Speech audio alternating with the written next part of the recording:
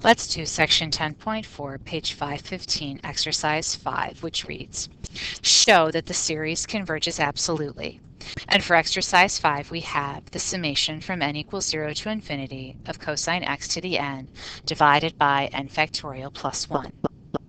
Now the problem is that for some values of x, cosine x will be negative, and for some values of n, cosine x to the n will stay negative.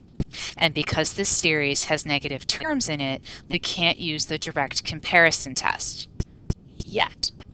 But we have this clue here that talks about the series converging absolutely.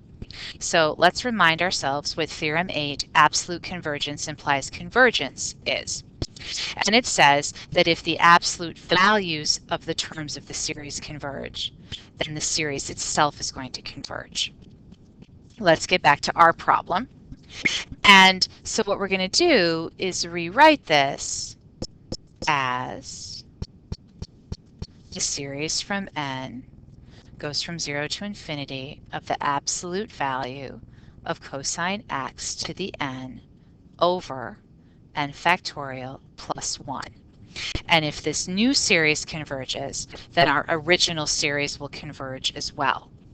And now our new series has no negative terms, which means we can try to use a direct comparison test. But that means that we need to find a series that is greater than this one and converges.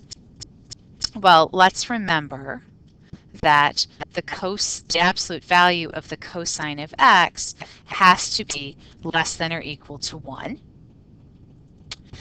And we should also remember that 1 over n factorial plus 1 is going to be less than 1 over n factorial.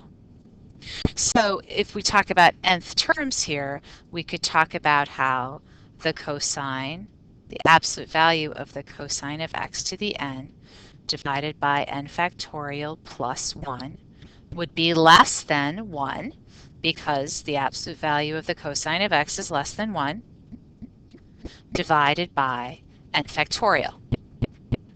So this would work. We have found a series that's less than 1 over n factorial, but the question is, what does this series 1 over n factorial converge to, and does it converge at all? Well, let's remember what e to the x is, and that's 1 plus x squared over 2 factorial, etc. But it can be rewritten as the summation from n equals 0 to infinity of x to the n over n factorial.